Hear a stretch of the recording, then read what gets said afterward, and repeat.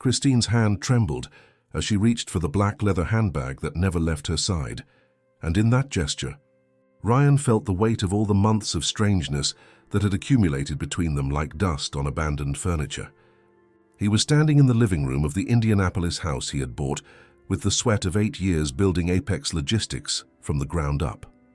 Every brick of that 2-story house in the Broad Ripple neighborhood represented a completed delivery, a signed contract, a promise fulfilled to the father who had passed away, leaving only a red Peterbilt 379 and a debt that seemed impossible to pay.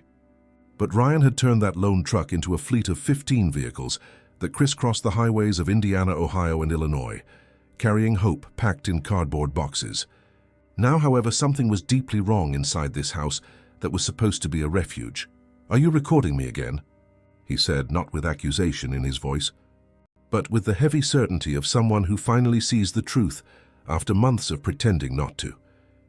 Christine shook her head, but the movement was too quick, too rehearsed, like everything she did lately.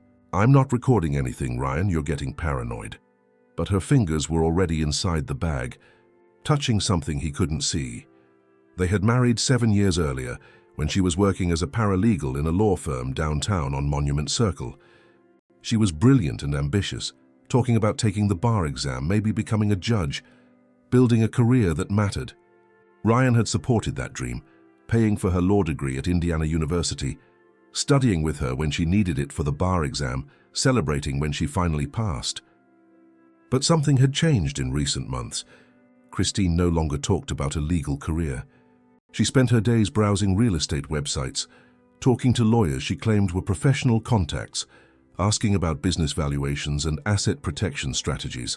When Ryan questioned her, she said she was exploring opportunities, thinking about their future, but future no longer seemed to be a word that included both of them. "Why don't we go out for dinner tonight?" he suggested, trying to find the thread that once connected them. "That Italian place in Carmel you used to love." "Used to love," Christine repeated the words as if tasting their bitter flavor. "Everything is used to with you, isn't it, Ryan? We used to be happy. We used to have plans. You used to care about what I wanted." The conversation had that strange quality of being scripted, as if she had practiced those exact words, that intonation, that look of calculated hurt. Ryan walked to the office on the 2nd floor and turned on his computer. 6 months ago, after a break-in at the company's warehouse, he had hired Sentinel Security to install a complete monitoring system, cameras, motion sensors, audio recording in common areas, both at the company and at home, all connected to a single integrated system. The insurance company had given him a considerable discount on the policy because of it. Ryan had personally supervised the installation, spending 3 weekends pulling cables through the attic and configuring the equipment. Christine had complained about the cost, calling it overkill for a quiet neighborhood like theirs, but now, looking at the control panel on his monitor, he noticed something disturbing. All the cameras were working normally, all the audio feeds were clear. The living room camera showed Christine moving restlessly, and every few minutes she would look directly where she thought the camera was installed. The problem was, she was looking in the wrong place. The real camera was hidden behind a plastic fern, positioned to capture the entire room without being obvious. She was definitely recording something, and apparently she thought he was too stupid to notice. Ryan had always been the responsible one in the family. When his father, Walt, died of a sudden heart attack at 53, his mother, Nancy, needed someone to handle the practical matters while she grieved. The transport company was barely paying its bills, 3 months from total failure, but it was all the family had.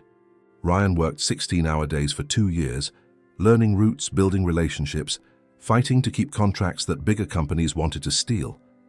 Christine had been proud of him back then, bragging to her friends about her entrepreneur husband, posting pictures of the new trucks on social media with captions about building dreams together.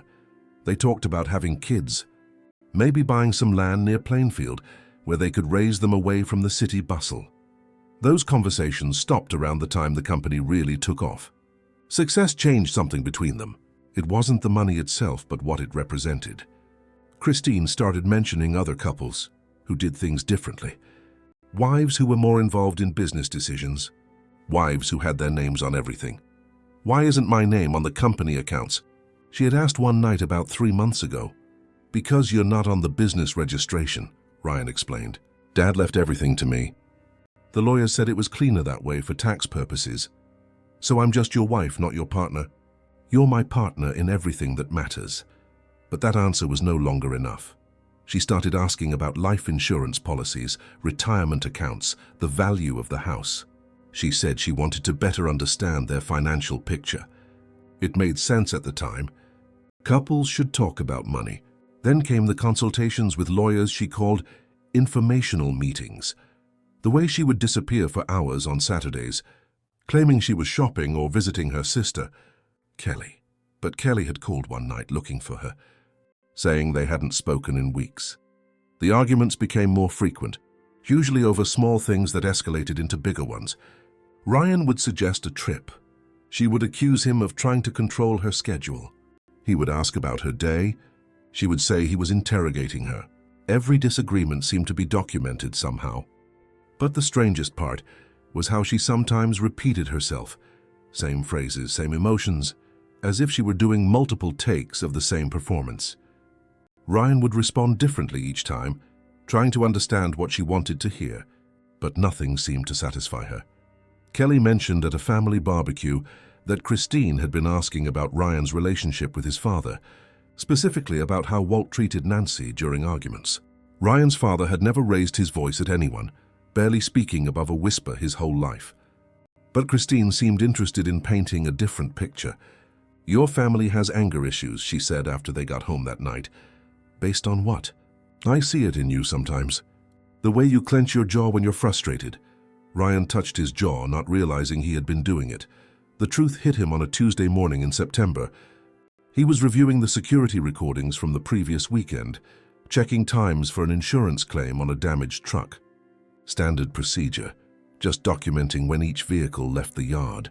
But he clicked on the wrong folder. Instead of the warehouse cameras, he opened the files from the house. 3 months of recordings, automatically saved and organized by date. He was about to close it when he saw Christine's name in the file directory. She had been reviewing the recordings, downloading specific segments, creating her own copies. Ryan's chest tightened. He scrolled through the access logs, seeing her username logged in at odd hours, 2 in the morning while he slept, mid-afternoon when he was at work. She had been systematically going through weeks of recordings, selecting specific conversations and arguments. Ryan opened one of the files she had downloaded. It was from a fight they'd had about her spending. In the original recording, you could hear the full context. He had come home to find she'd bought a $3,000 Italian leather handbag without mentioning it. He asked if they could discuss large purchases beforehand, especially since they were reinvesting most of the company's profits into new equipment. The conversation started calmly. He explained his concerns about cash flow. She got defensive, accused him of treating her like a child. Things escalated from there. By the end, they were both frustrated and saying things they shouldn't. But the file she had saved captured only the last part. His voice, raised in frustration, saying she was being irresponsible with their money. Her crying, asking why he was being so cruel. None of the context that led to that moment. None of her initial aggression or accusations. She was editing their fights. Ryan spent the next hour going through every file she had accessed. The pattern was consistent. She saved the parts where he seemed angry or unreasonable, cutting out everything that showed her role in escalating things. Arguments that lasted 20 minutes were compressed into 2-minute clips that made him look like a controlling husband who yelled at his wife for no reason. The security system he had installed to protect their family was being used against him. Ryan sat in his office until almost midnight, watching months of his marriage play back in fragments, seeing how carefully she had built her narrative, how deliberately she had provoked certain reactions, always positioning herself where the cameras would catch her looking vulnerable. She was building a case. For what, he wasn't sure yet, but it was methodical, professional, as if someone had coached her on exactly what evidence she would need. Ryan didn't confront her that night. He didn't let on that he knew. Instead, he went to bed and lay there listening to her breathe, wondering how long she had been planning whatever this was. By morning, he had made a decision. If she wanted to play with recordings, he would let her. But he was going to make sure he had all the recordings, not just the edited highlights she thought would serve her purposes. 3 weeks later, Christine filed for divorce. Ryan came home to find the papers on the kitchen counter, next to a note saying she was staying at Kelly's house until he moved out. The petition was 12 pages long, detailed accusations of emotional abuse, financial control, and creating a hostile home environment. It painted Ryan as a manipulative businessman who used his success to intimidate and isolate his wife. He called his lawyer Marcus Ford, who had handled his father's estate and various business matters over the years. Marcus read the document while Ryan waited in his downtown Indianapolis office, occasionally making skeptical noises. "She's asking for half the company," he said finally. "Plus the house, both cars, and monthly alimony payments that would basically amount to your entire salary. Can she do that?" "If she can prove these allegations, maybe. Indiana isn't a no-fault divorce state when it comes to asset division. Abuse changes everything." He flipped through the pages. "It says here she has video evidence." Ryan's stomach dropped. "What kind of video evidence?" "It doesn't specify, but she's alleging you threatened her on multiple occasions, that you controlled her access to money, that you isolated her from family and friends." He looked at Ryan. "Is any of this true?" "None of it." "Good, then we fight it. But Ryan, I need you to understand something. Even false accusations can be expensive to defend, and if she has recordings that sound bad out of context..." He didn't need to finish. Ryan knew exactly what recordings she had. The following week, Ryan tried to access their joint accounts to pay some company expenses. The accounts were frozen. Christine's lawyer had filed an emergency motion, claiming Ryan might hide assets or retaliate financially. The judge granted it pending a full hearing. Ryan had to borrow money from the company account to pay his own lawyer. Christine's strategy became clear over the next month. She had hired Patricia Crane, one of the most aggressive divorce attorneys in Indianapolis. Crane specialized in high-asset divorces where emotional abuse was alleged. Her track record was impressive and expensive. They demanded mediation before trial, confident they held all the cards.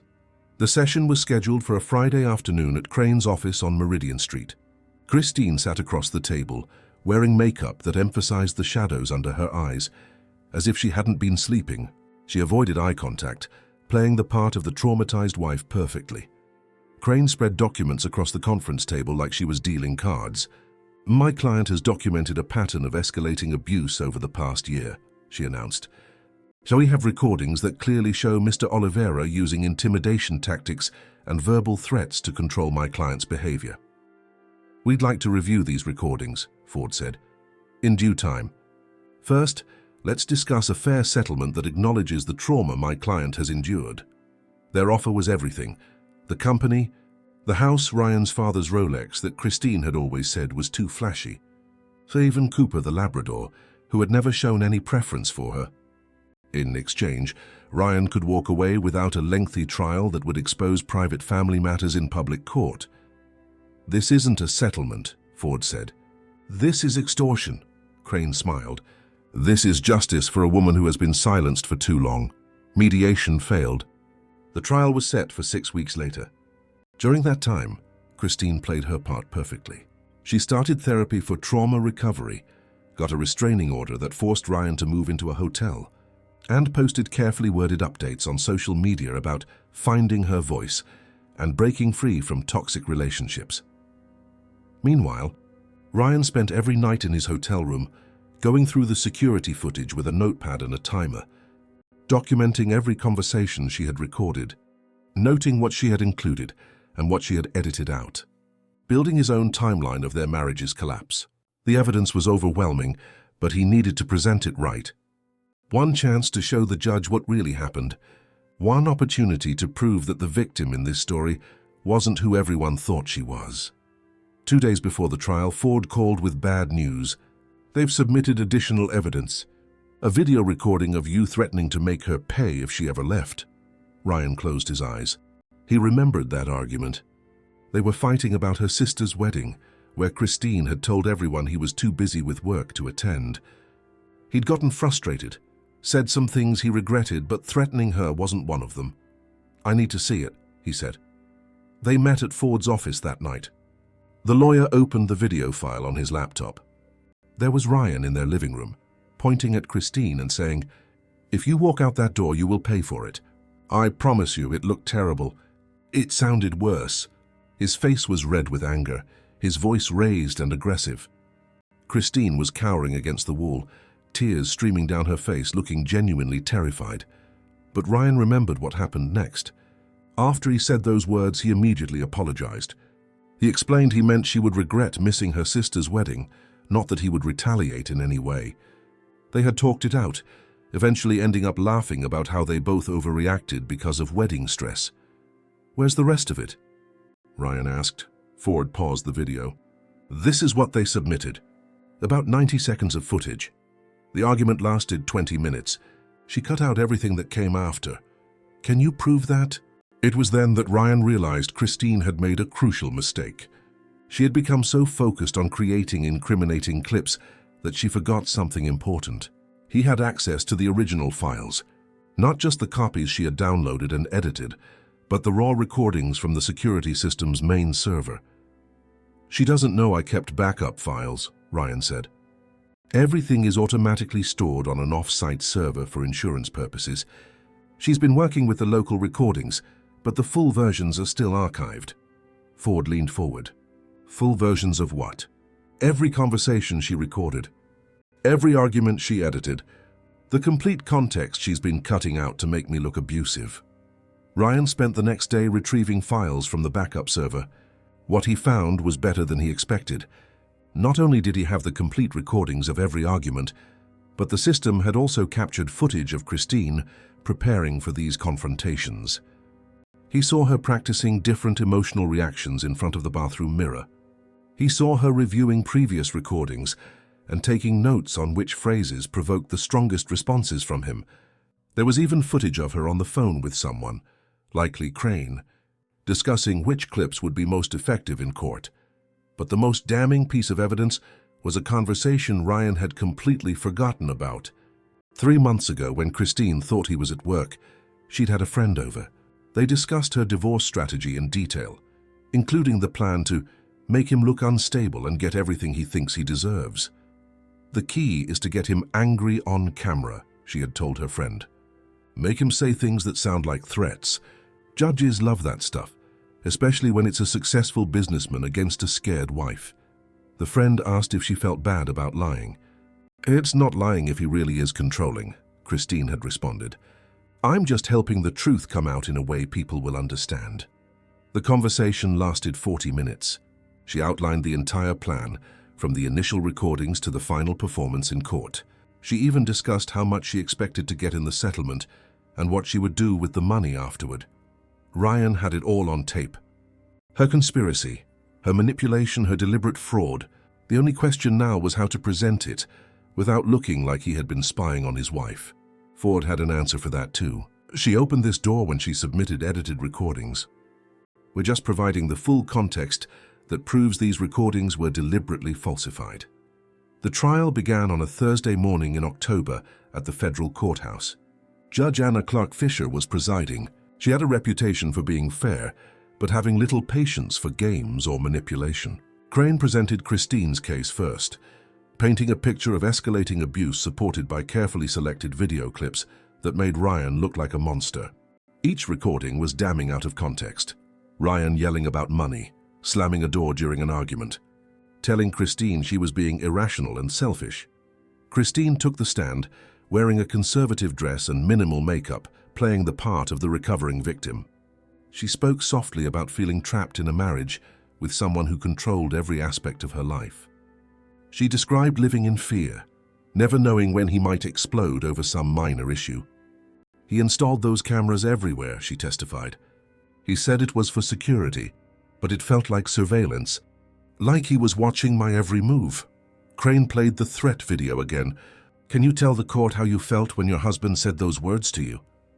"Terrified," Christine whispered. "I knew he meant it, that he would find a way to hurt me if I tried to leave." The performance was flawless. Even Ryan almost believed it, watching from the defendant's table.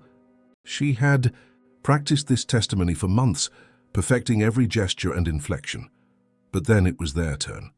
Ford started slowly, asking basic questions about the security system, when it was installed and why. He established that Ryan had paid for it, installed it himself, and maintained full administrative access to all recordings. "Mr. Oliveira," he said, "have you reviewed the video evidence submitted by the plaintiff?" "I have." "And do you recognize these recordings?" "Yes, they are edited versions of longer conversations that took place in our home." Crane objected, claiming Ryan was trying to discredit her client's evidence without proof. Judge Fisher allowed Ford to continue.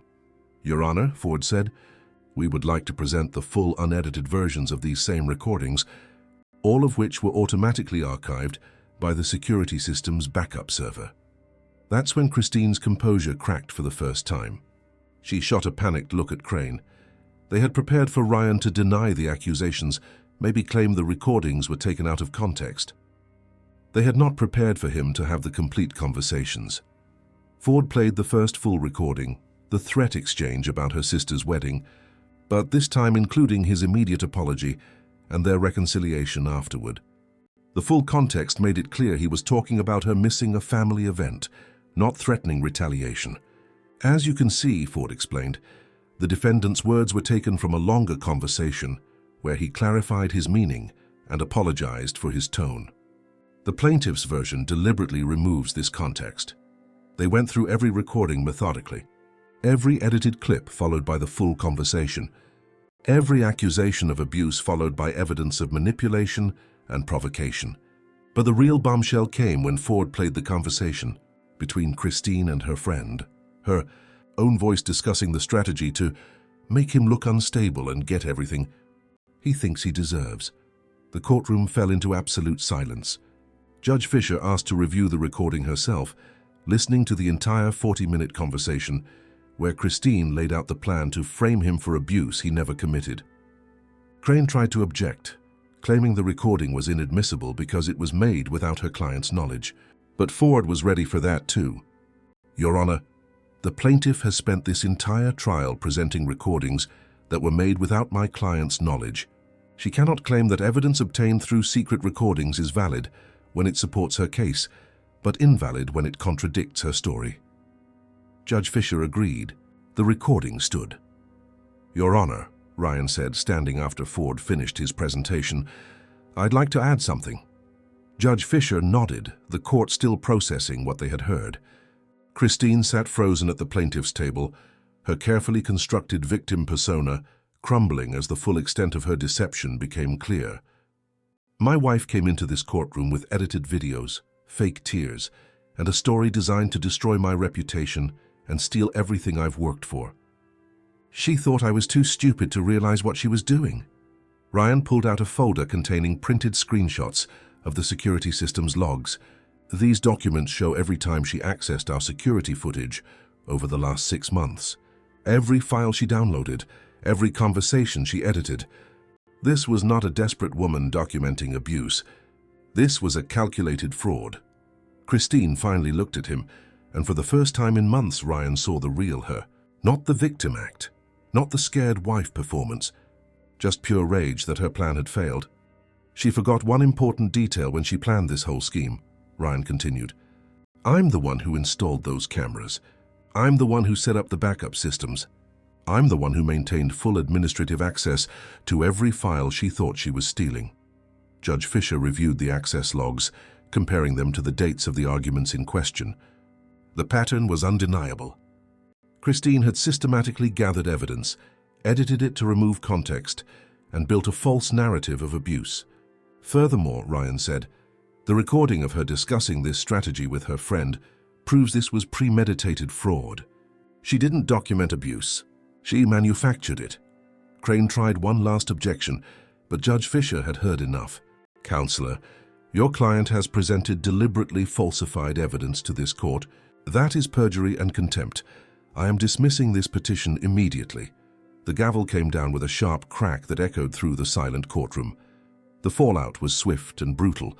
Judge Fisher referred Christine's case to the district attorney's office for criminal prosecution. Perjury and evidence tampering were felonies in Indiana. The legal community was small enough that word spread quickly about the lawyer who tried to build a case on fabricated evidence. Crane's reputation took a massive hit. 2 other high-profile clients left her firm within a month. Christine faced not only the collapsed divorce case, but also mounting legal bills from both sides.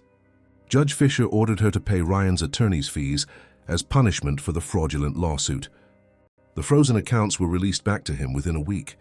Ryan moved back into the house while Christine stayed with her sister, avoiding the media attention that followed the story.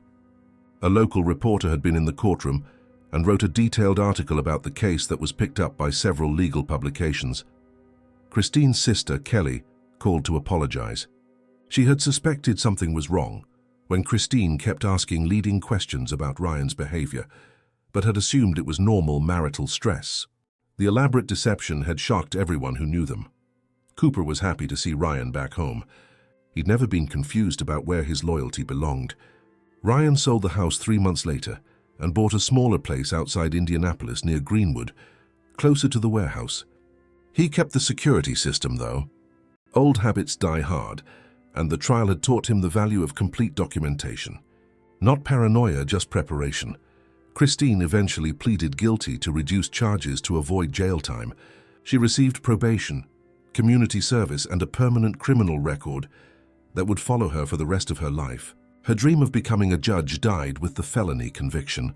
The plan to take everything Ryan had built ended with her losing everything she had hoped to gain. The hardest part wasn't the betrayal or the legal fees or even the months of stress. It was realizing how long she had been planning it, how carefully she had studied his reactions and vulnerabilities. The dog barked softly in the kitchen, and Ryan got up to feed him. The new house in Greenwood didn't have the memories of the old one. The empty rooms echoed with possibilities instead of regrets. Through the window, he could see the Apex logistics trucks heading out for the morning's deliveries. Each vehicle a promise kept, each route a testament that some things can't be taken, no matter how hard someone tries. But there was something Ryan hadn't told the court, something he held close to his chest like a precious secret. In the final days before the trial, as he was reviewing all the backup footage, he had found an additional recording that changed everything. It wasn't just about Christine planning to destroy him. It was about her planning to destroy someone else too. Someone who had nothing to do with their marriage. Someone vulnerable. Someone Ryan had sworn to protect when his father Walt died. His mother, Nancy, who lived alone in a modest little house in Fountain Square, getting by on Social Security and the monthly help Ryan sent religiously. In the recording, Christine was on the phone with someone, discussing how she could use Nancy's frail health to her advantage. "The old woman has a bad heart, right?" Christine had said. "It would be a shame if someone stressed her out so much she had another episode. I bet Ryan would do anything to protect his mommy." The voice on the other end had laughed, agreeing it was useful leverage. Ryan had felt his blood run cold when he heard it. His mother had suffered 2 minor heart attacks in the last 3 years. The doctors said emotional stress could be fatal. Christine knew this. She had been at the doctor's appointments. She had held Nancy's hand in the hospital, and now she was talking about using that fragility as a weapon. He didn't present that recording in court because he didn't have to. The case was already won, but more importantly, he didn't want his mother to know the depths of Christine's cruelty. Nancy still thought the divorce was just about incompatibility, that sometimes marriages just don't work out. She didn't need to carry the burden of knowing her daughter-in-law had considered using her as a pawn in a game of greed. But Ryan knew, and that knowledge changed how he saw everything that had happened. It wasn't just about money or property or a bruised ego. It was about someone willing to risk the life of a 70-year-old woman to get what she wanted. It was about a darkness he had never imagined possible in someone he had once loved. Night fell over Greenwood, and Ryan closed the curtains in his new house. Cooper curled up at his feet on the sofa. The security system gave a soft beep, confirming everything was locked and monitored. Somewhere across the city, Christine was living with the consequences of her choices. But here, in this new house with its unwritten walls and its empty rooms, there was space to begin again. There was space for something Ryan hadn't felt in a very long time: hope. 3 months after the trial, Ryan was at the Apex office when he got the call. That would change everything again. It was Kelly, Christine's sister. Her voice was strained and he could hear muffled crying in the background. "Ryan, I need to talk to you. It's about Christine, but it's not what you think." He almost hung up. The past few months had been about rebuilding, about learning to trust his own perception of reality again after being manipulated for so long. "Kelly, please. I've been through all this. I don't want anything more to do with her." "Wait," Kelly said quickly. "It's not about the divorce. It's about a child." The silence that followed was heavy, and Ryan felt something tighten in his chest. "What child?" "My cousin Joanna's daughter," Kelly explained. "Melissa. She's 7. Christine was helping take care of her while Joanna works. But now, with everything that's happened, Joanna doesn't want the girl anywhere near her, and Christine is..." She paused. "Ryan, I think she's planning to do something terrible." "We need to meet," Kelly insisted. "There are things you need to know. Things I found out after the trial. Please."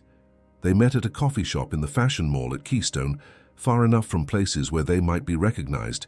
Kelly arrived with folders full of documents. She looked like she hadn't slept in days, deep circles under her eyes, her hands trembling slightly as she set her coffee on the table.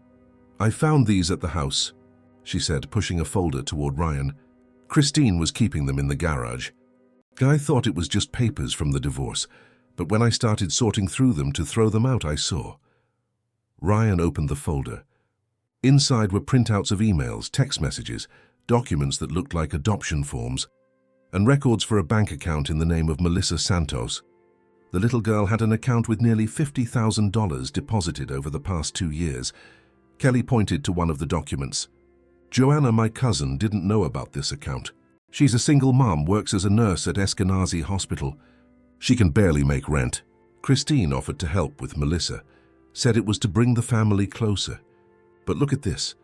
She showed him a series of emails between Christine and a lawyer specializing in family law. In the messages, Christine discussed how to establish parental neglect, how to document a mother's inability to provide adequate care, how to position herself as the more stable option for the child's custody. She was building a case, Ryan said, a wave of nausea rising in him. "Just like she did with me. But why a child?" Kelly wiped away tears. "Melissa is an heiress. Her father, Julian, died in a workplace accident 3 years ago. His family has farmland up in Hamilton County, property that's worth millions. Julian left everything in a trust fund for Melissa, accessible when she turns 18, or if something happens to Joanna. So if Christine got custody, she'd have access to the child's resources as her legal guardian." "Exactly," Kelly said.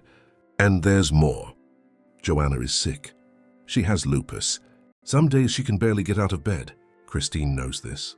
She's been using it against her, saying she's not fit to care for the girl, offering more and more help, until now Melissa spends more time with Christine than with her own mother." Ryan flipped through the pages, his anger mounting. "Here," Kelly pointed to a specific document. "This is a custody plan she drafted. Look at the date. 3 weeks before she filed for divorce from you. She was planning both at the same time. Use your money, then take Melissa's." The greed was endless. "But what really scares me," Kelly continued, her voice breaking, "is that yesterday Melissa told me something strange. She said Auntie Chris told her that soon they would live together forever. That her mommy was going to a place where sick people get better, and that Melissa would be her daughter. The child is 7, Ryan. She's being psychologically groomed to accept being taken from her mother." "Where is Melissa now?" Ryan asked. "With Joanna, but Christine has a visit scheduled for tomorrow. She's picking the girl up for the weekend. Joanna is terrified, but Christine threatened that if she doesn't let her, she'll call Child Protective Services, claiming Joanna is using her illness to emotionally manipulate her daughter." Ryan closed the folder. "We have to stop this." "I know," Kelly said, "but Joanna is scared. She's from rural Kentucky, came to Indiana pregnant to get away from Julian's family, who never approved of the relationship. She's a legal resident now, but she's still afraid of authorities. She thinks they'll believe Christine, who's educated, articulate, who seems more credible," Kelly finished bitterly, "just like the judge almost believed her against you." Ryan thought fast. His mother, Nancy, had a friend, Father Anthony at the Holy Rosary Parish. He worked with families in vulnerable situations. Maybe he could help, but more importantly, Ryan had something Christine didn't know he had: recent experience in exposing manipulators. "I know someone who can help," he said. "But I'll need Joanna to trust me. And I'll need access to everything you found." Kelly nodded. "There's more, a lot more. She was documenting everything meticulously. I think she learned from the mistake she made with you. This time she's being more careful." "Then we have to be more careful too," Ryan said. That evening he went to visit his mother in Fountain Square. Nancy was in the kitchen making homemade bread, the smell of yeast and flour filling the small house with comfort. She smiled when she saw him. "Son, I wasn't expecting you today. I brought some of that apple butter you like from the market." Ryan hugged his mother, feeling how fragile she had become since the heart attacks, her thin bones beneath the floral cotton dress. "Mom, I need to talk to Father Anthony." "It's urgent." "What about, dear?" "About a child who's in danger." Nancy wiped her hands on her apron and picked up the phone without another question. An hour later, Ryan was in the parish hall of Holy Rosary Church, speaking with Father Anthony, a man in his 60s with graying hair and eyes that seemed to see through people's lies. The priest listened to the whole story without interrupting, occasionally making notes in an old notebook. When Ryan finished, Father Anthony was silent for a long moment. "I've known cases like this," he said finally. "People who see children as resources, as means to an end. It is one of the worst forms of abuse, because the child doesn't understand what's happening until it's too late." "Can you help me protect Melissa?" Ryan asked. "I can try," the priest said. "But we have to do this right. We can't just make accusations without solid proof, especially after your case. Anything you bring against your ex-wife will be viewed with skepticism. People will think it's revenge." "I know," Ryan said, "but I can't stand by knowing what she's capable of." The priest leaned forward. "Tell me something, Ryan. Why do you want to help this child?" "You don't even know her." "Because no one helped me when she was trying to destroy me," Ryan answered. "Because I was alone, fighting a system that almost believed her lies. Because if I had lost that case, I would have lost everything. And because," he paused, "my father taught me that when you see injustice and do nothing, you become a part of it." Father Anthony smiled. "Your father was a good man, Walt. I remember him bringing donations to the parish even when he barely had money for fuel for his trucks. I will help you, but it has to be my way. Deal. Deal." In the following days, Ryan and Father Anthony worked with Kelly to build a case. They needed more than just documents. They needed witnesses. They needed to show a pattern of predatory behavior. Kelly revealed there were other people. A neighbor who had noticed how Christine manipulated conversations with Joanna, always in front of Melissa, planting seeds of doubt about the mother's capabilities. There was the girl's teacher at school, who had been confused when Christine showed up claiming she would be the new legal guardian and asking to be added to the emergency contacts. There was even a child psychologist Christine had taken Melissa to, without Joanna's knowledge, claiming the girl needed therapy to cope with her mother's illness.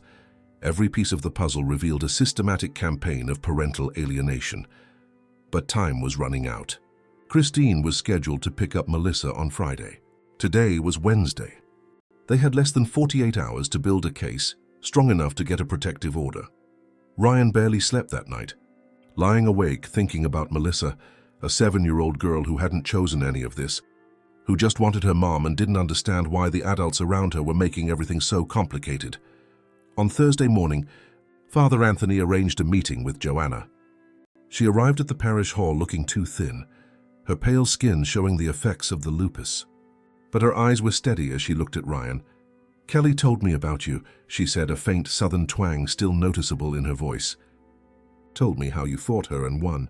Can you teach me how to do the same?" Ryan sat next to her. "It's not about fighting," he said. "It's about showing the truth. Do you love your daughter?"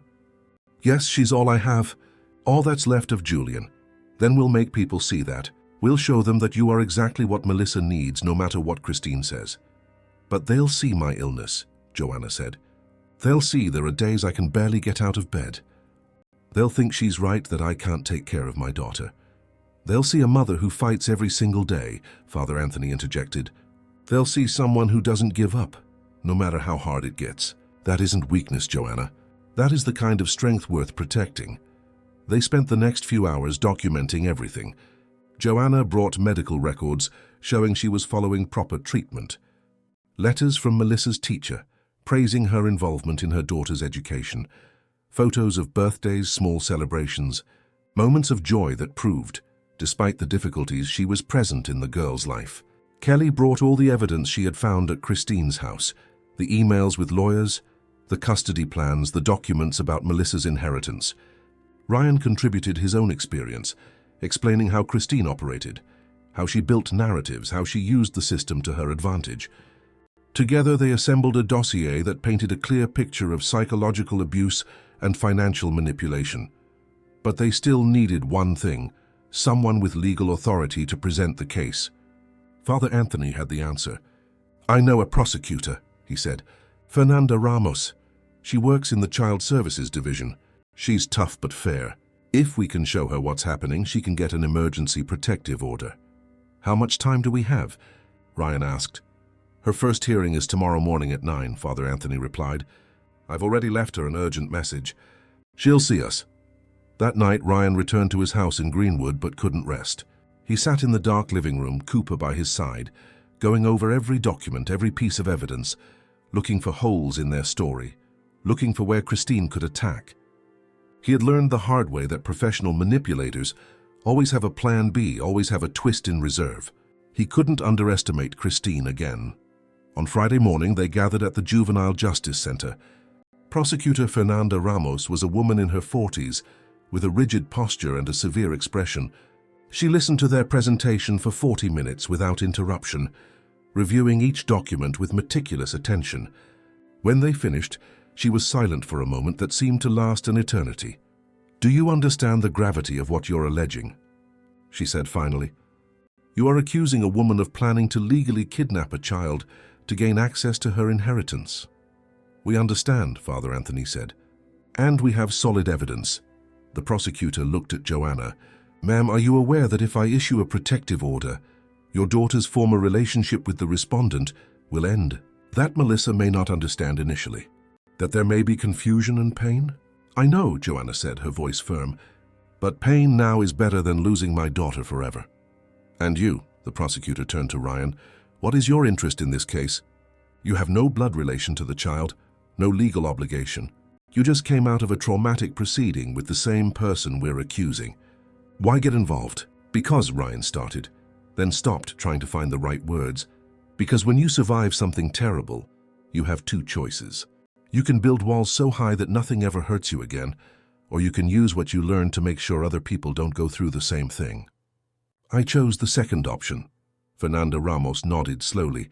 "I will issue the temporary protective order," she said, effective immediately, prohibiting Christine Ferreira from any contact with the minor, Melissa Santos pending a full hearing in 2 weeks. "But Mr. Oliveira," she added, "I hope you know what you're getting yourself into. This woman will not take this lying down. She will fight." "I know," Ryan said, "but this time she'll be fighting against more than one person." The order was issued at 10 a.m. Father Anthony offered to be present when Joanna told Melissa. Kelly stayed by her cousin's side for support. Ryan waited in the car outside the small house in the Tingley neighborhood, watching through the living room window, where he could see the figures moving. Melissa was small for 7, with dark hair in pigtails, wearing a pink dress with a butterfly print.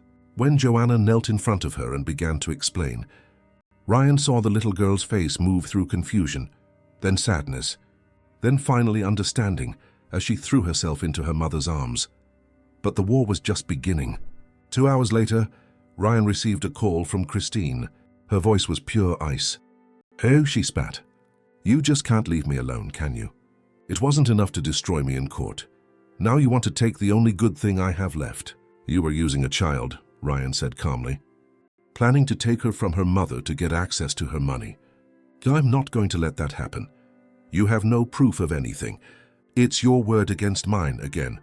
And this time," she laughed humorlessly, "this time you don't have secret cameras recording me." "I don't need them," Ryan said. "Your own actions speak for you. The documents you prepared, the emails with lawyers. Even the bank account you opened in Melissa's name without her mother's knowledge. All of it paints a very clear picture. There was silence on the other end. Then Christine spoke, low and threatening. You will regret this, Ryan. There are things about you I haven't revealed yet. Things that will make everyone question why you're really helping this child. I have nothing to hide, he said, and you've already lost the ability to scare people with empty threats. The call ended, but Ryan knew it wasn't over.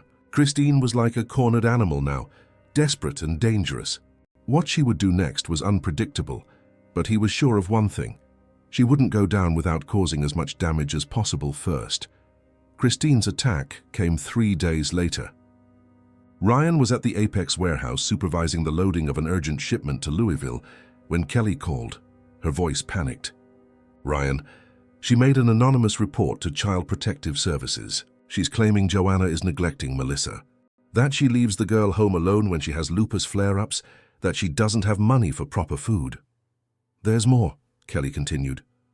She posted on social media, saying she's being kept from her beloved niece because of a vindictive ex-husband. She's making it look like you're the villain in all this. Ryan closed his eyes, taking a deep breath. Predictable, he said. She's trying to control the narrative again, but this time there are witnesses who know the truth. The question is whether they'll be believed before Christine does more damage. CPS has scheduled a visit for this afternoon, Kelly said. Joanna is terrified. She doesn't know how to prove she's taking good care of Melissa. I'm on my way, Ryan said, and I'll bring Prosecutor Ramos if I can. We need to turn this into an opportunity to expose what Christine is really doing. When Ryan arrived at Joanna's house, the situation was chaotic. 2 social workers from CPS were asking questions. Melissa was hiding in her room, scared. Joanna was trying to explain her medical condition, but the words came out jumbled, mixed with a thicker accent when she got nervous. Father Anthony was already there, his presence calming the room slightly. Excuse me, Ryan said, stepping inside. I'm Ryan Oliveira. I'm here representing the interests of the minor through the prosecutor's office. I've brought documentation I believe is relevant to this assessment. One of the social workers, a middle-aged woman named Martha, looked at him skeptically. Are you related to the child? No, Ryan admitted. But I am working with the prosecutor on the protective case involving Melissa. May I show you the documents? Martha accepted the folder Ryan offered. Inside was everything they had compiled on Christine, the custody plans, the emails discussing the inheritance, even copies of the recordings from the divorce trial showing her pattern of manipulation. While the social worker read, Ryan knelt in front of Joanna. You are a good mother, he said softly. Don't let her make you doubt that.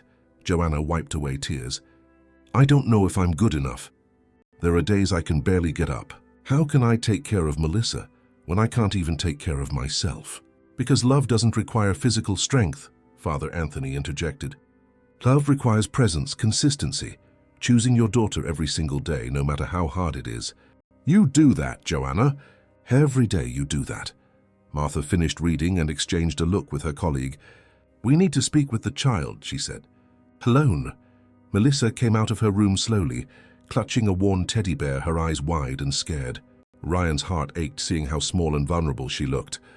I'm just going to ask a few questions, okay, sweetie? Martha said gently. Can you tell me who takes care of you? Mommy, Melissa answered softly. And when Mommy is sick? She still takes care of me, the girl insisted. Sometimes she lies down, but she always asks if I've eaten, if I did my homework, if I'm okay. Do you like living here with your mom? Yes, I want to stay with her always. And Auntie Chris? Martha asked, carefully watching her reaction. Do you like her? Melissa looked down. She was nice before, but now, what changed? She says mean things about Mommy. Says Mommy is going to have to go away. But I don't want Mommy to go away. Fresh tears began to fall. Joanna took a step forward, but Father Anthony gently held her arm. Let her finish. No one is going to take your Mommy away, Martha said. Are you afraid of Auntie Chris? I'm not scared, Melissa said, but she makes me feel confused. She says if I go live with her, I'll have better toys and pretty clothes. But I don't want toys. I just want to stay here. The child's raw honesty filled the room with silence. Martha asked a few more questions about routines, food, school. Every answer from Melissa painted the picture of a well-cared-for child within the mother's means. When they finished, the social worker turned to Joanna. "You have challenges, yes," she said. "But I don't see neglect here. I see a mother doing the best she can with limited resources. I will be recommending the case be closed. However, I will also suggest the family receive support from the city's assistance program for families with chronic health conditions." Joanna nearly collapsed in relief. "Thank you," she whispered. "Thank you." After CPS left, Ryan stayed to talk with Father Anthony. "This isn't going to stop Christine," he said. "She'll try again some other way. We need to be a step ahead." "I agree," the priest said. "But we also need to think about what's best for Melissa long term. She needs stability, financial security that Joanna is struggling to provide." "What are you suggesting?" Ryan asked. "I'm suggesting that maybe the answer isn't just protecting Melissa from Christine, but empowering Joanna to protect herself." The trust fund, Ryan realized. If Joanna had legal access to use part of the inheritance for Melissa's needs now, instead of waiting until she's grown. Exactly. She could afford better medical treatment for the lupus, hire domestic help, ensure Melissa has everything she needs. And most importantly, it would remove the financial incentive Christine has for seeking custody. "But that requires a legal process," Ryan said. "Lawyers, petitions to the court. Time we don't have. The hearing on the protective order is in 10 days. "I have an idea," Father Anthony said. "I know a lawyer who does pro bono work for the parish, Henry Alcott. He specializes in estate law. Perhaps he can help us." In the following days, Ryan found himself more and more involved in Joanna and Melissa's life. He helped connect them with Henry Alcott. He accompanied Joanna to doctor's appointments when Kelly couldn't. He even took Melissa for ice cream one afternoon when Joanna needed to rest. Sitting in the ice cream parlor, watching Melissa devour her scoop with the simple joy of a child, Ryan felt something shift inside him. Throughout the nightmare with Christine, he had become hard, suspicious, building emotional walls to protect himself. But this little girl with chocolate on her face and an easy laugh was chipping away at those walls. "Are you Mommy's friend?" Melissa asked suddenly.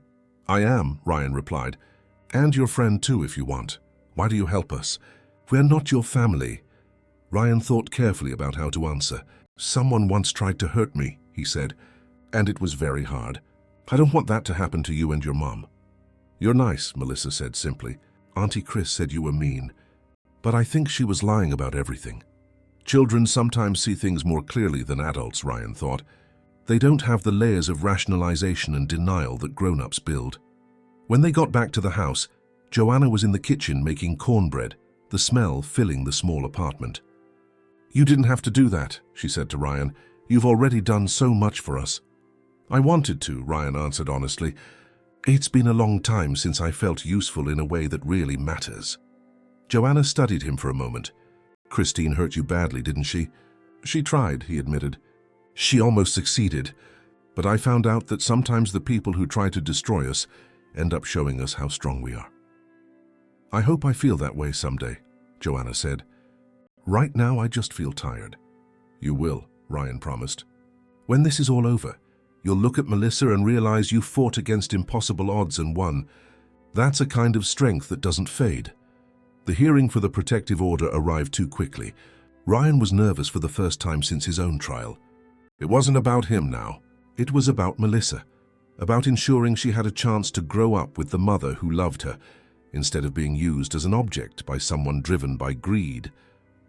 Christine arrived at the courthouse with a new lawyer, Paul Machado, known for his aggressive tactics. She was dressed conservatively, her hair pulled back, makeup subdued, already playing the part of the concerned, wrongly accused aunt. Ryan sat behind Joanna and Kelly, with Father Anthony beside him. Prosecutor Ramos would present the case. The judge was Helen Kramer, a veteran of family court. Ramos began by presenting the evidence, the documents showing Christine's plans, the emails discussing the inheritance, the teacher's testimony about Christine's attempts to insert herself as a legal guardian. But Machado was prepared. He argued that Christine was genuinely concerned for her niece's well-being, that the documents were taken out of context, that she was merely exploring legal options in case Joanna could no longer care for her daughter. As for the bank account, he said, it was just a way to ensure Melissa had resources if she needed them, an act of familial generosity, not an attempted takeover. Ramos countered, if it was pure generosity, why was the account opened without the mother's knowledge? Why do the emails discuss strategies for establishing parental neglect? Why did the respondent try to add herself as an emergency contact at school without permission? Because she knew Joanna is too proud to accept help, Machado replied. My client was trying to protect the child from the mother's stubbornness in admitting she needs support. Then Melissa herself was interviewed. Judge Kramer asked the questions personally, gently but firmly. Melissa repeated what she had told the social workers, that she loved her mum, that she wanted to stay with her, that Auntie Chris confused her with promises of material things.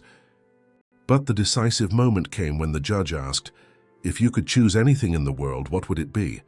I'd wish for Mommy not to be sick, Melissa said in her small voice. But if she has to be sick, I'd want to stay with her anyway.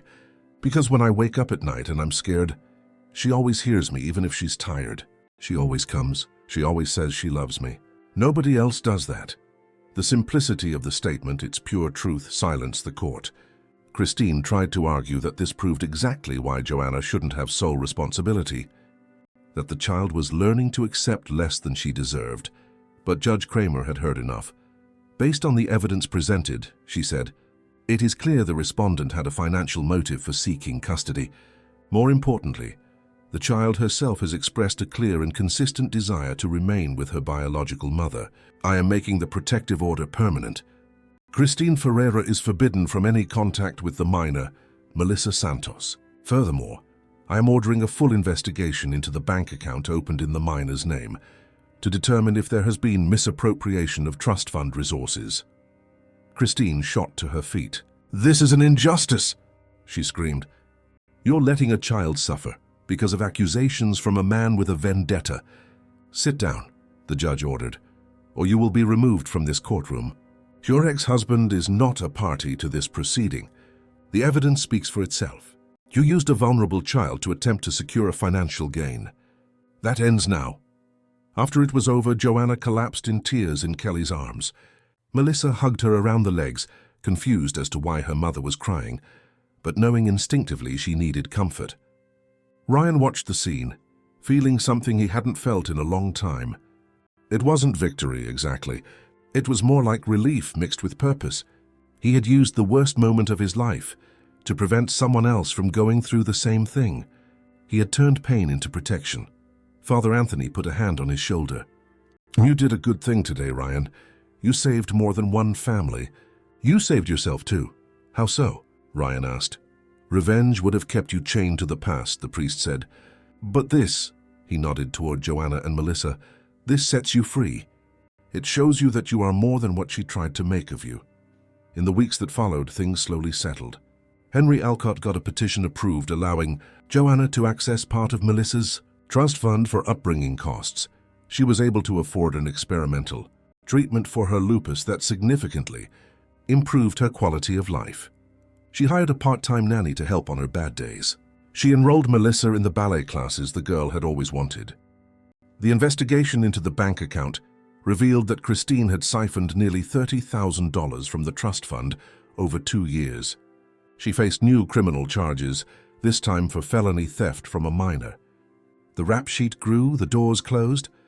The future she had imagined, filled with stolen resources and successful manipulations, vanished completely. One Saturday afternoon, 2 months after the trial, Ryan received an invitation to Melissa's 8th birthday party. It would be a small affair at Joanna's house, just close family and a few school friends.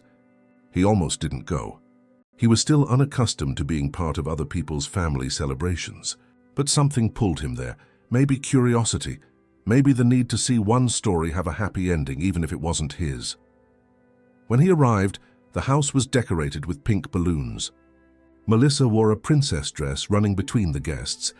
Joanna looked healthier than Ryan had ever seen her, color in her cheeks, her eyes bright. She saw him and came over.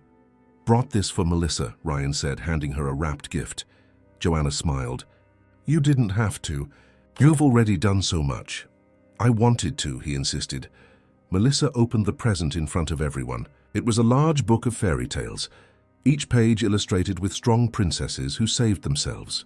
The girl looked up at him with those big eyes. Will you read it to me? If your mom says it's okay, Ryan said. Of course I do, Joanna replied. You're family now. Family. The word echoed in Ryan in a strange and good way. He hadn't had family besides his mother since his dad died. He had co-workers, acquaintances, but no one he would call family. Later, as the party was winding down and Melissa was dozing on the sofa, surrounded by crumpled wrapping paper, Joanna poured coffee for Ryan. I need to thank you, she said, not just for saving Melissa, but for showing me there are still good people in the world.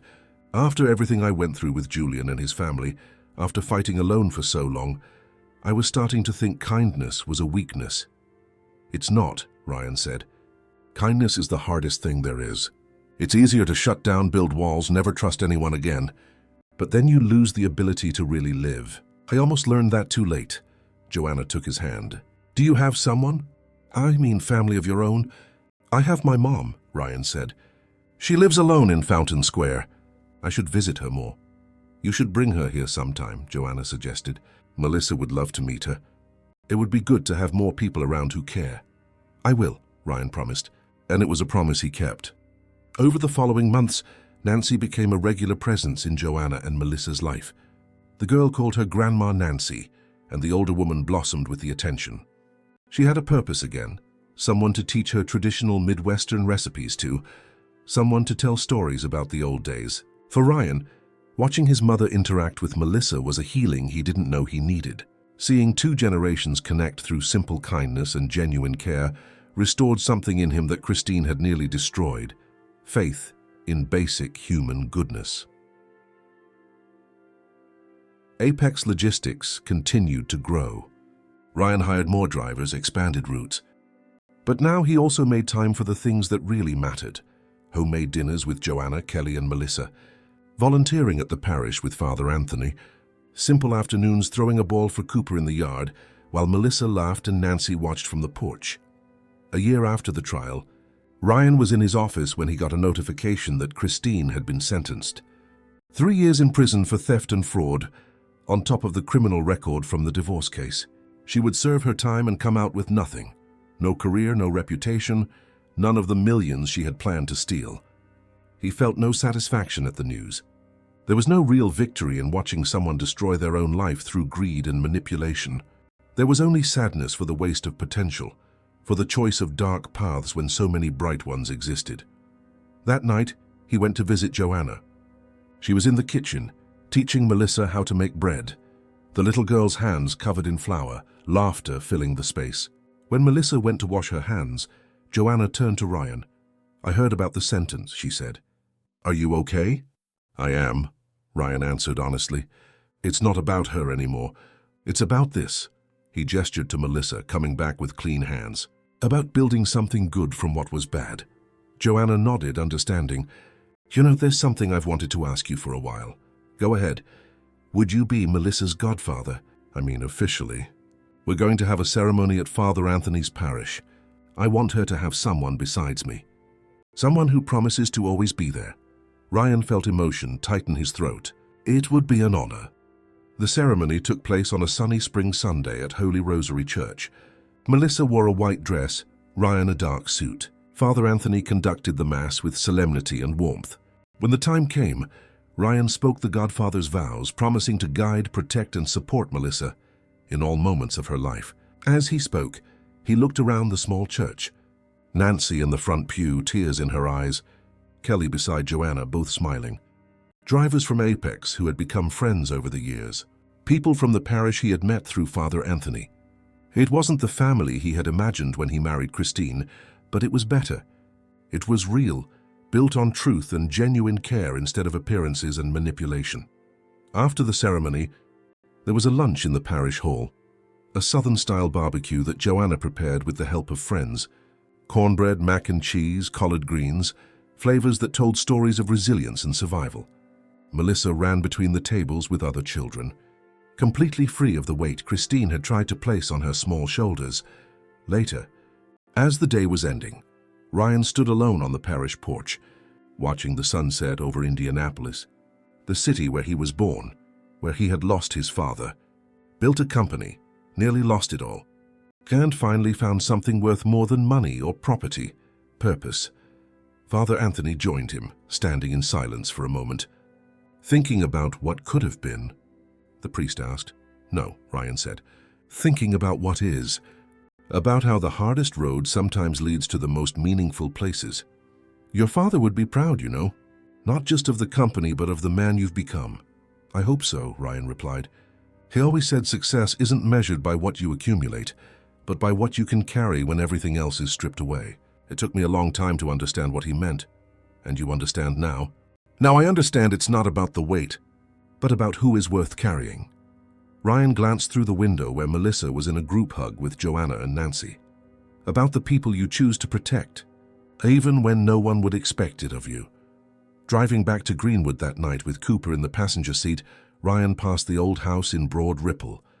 New residents had moved in. He could see lights on in the windows, hear music playing, normal life continuing in a space that had held so much pain for him. He felt no bitterness, no loss. He felt gratitude for having escaped, for finding the strength to rebuild, for learning that sometimes the people who try to break us end up teaching us exactly how unbreakable we are. At home, he made coffee and sat down with company paperwork, numbers that needed reviewing, contracts that needed signing. But before he started, he picked up the phone and made a call. "Hi, Mom," he said when Nancy answered. "I just wanted to say thank you." "Thank you for what, son?" "For teaching me that family isn't just who shares your blood, but who chooses to stay when everything is hard. For showing me that strength comes from kindness, not from power." Nancy was quiet for a moment, then said, her voice thick with emotion, "Your father used to say the same thing. He said Ryan Oliveira would never be just a name on a truck, but a legacy of how to treat people with dignity. You're honoring that legacy, son. Every day you honor it." When he hung up, Ryan looked around the house he'd bought after the divorce. Simple, functional, without the pretensions of the old one. But it was full of possibilities. In the coming years, he would fill these walls with real memories. Melissa's birthdays, Sunday lunches with Joanna and Nancy, card game nights with friends from the parish.